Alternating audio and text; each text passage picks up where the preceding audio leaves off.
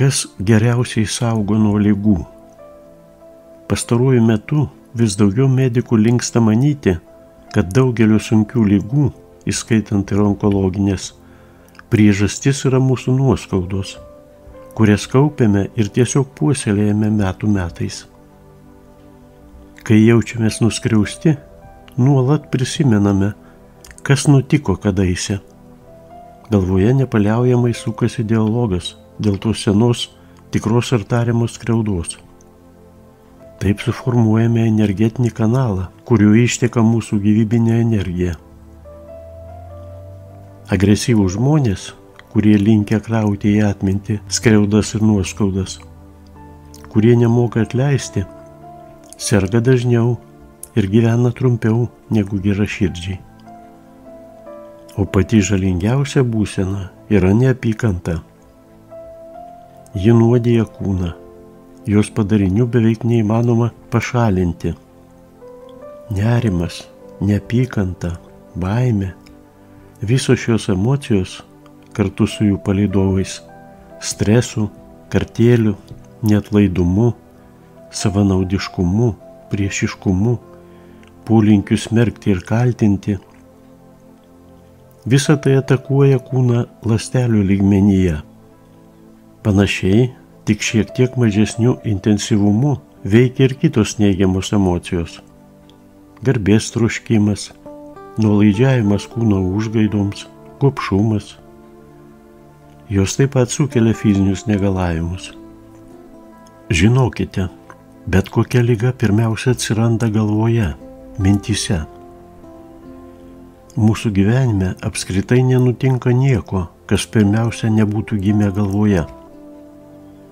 Mintis yra tarsi magnetai, kurie traukia prie savęs tam tikrus dalykus. Tos mintis nebūtinai turi būti tokios elementariai akivaizdžios, kaip pavyzdžiui ši mintis.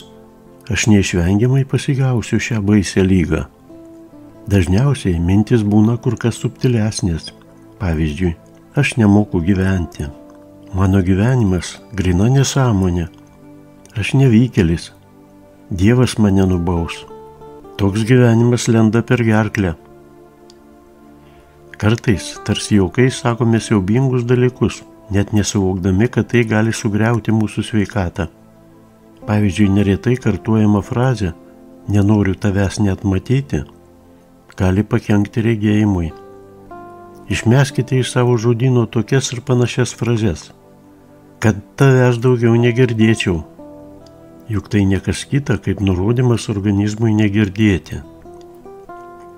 Frazė "man vos širdis nesprogo" arba "manęs vos neištiko insultas" nėra vien emocingi, nieko nereiškianti šūksniai. Tai nuorodo organizmui, kad stiprus išgąstis gali virsti infarktu ar insultu. Būkite dėmesingi žodžiams, kuriuos tariate. Venkite tokių posakių. Įsiėdė iki kaulų smegenų, stovi skersai gerklės, tiesiog iš proto kraustausi, nors į grabą lysk.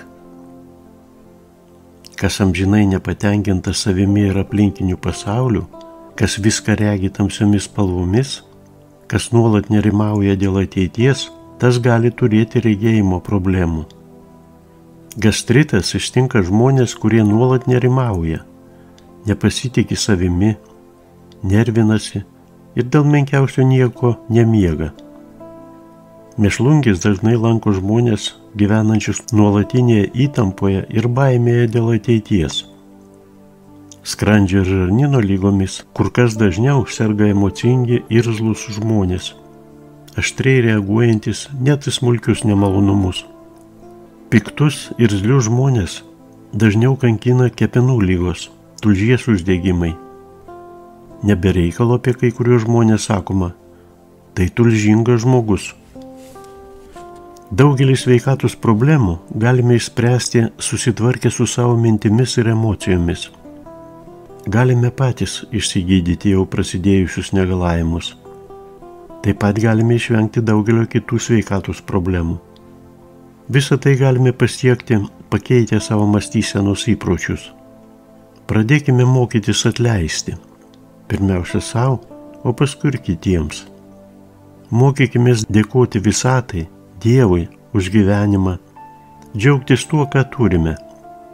Džiaugsmo ir dėkingumo energijos harmonizuoja mūsų energetiką. Ir tada lygos išnyksta be pėdsako. Kad išsivaduotume iš įkyrių dirginančių minčių, pasinaudokime tokią metodiką.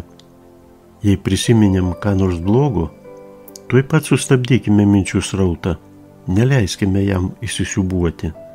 Nukreipkime dėmesį į ką nors malonaus, įjunkime muziką, pažiūrėkime kokį nors linksmą siužetą, užsiimkime tuo, kas patinka. Mumise visada yra pakankamai jėgų pažaboti slegiančias mintis. Patys pagimdėme jas, vadinasi, patys galime ir išsivaduoti iš jų. Nauji įpročiai, taip pat ir mąstymo įpročiai, paprastai susiformuoja per mėnesį. Tada apsišarvuokime kantrybę ir 30 dienų įdėmiai stebėkime savo mintis. Neutralizuokime visą į galvą ateinantį negatyvą ir rezultatai netruks pasireikšti.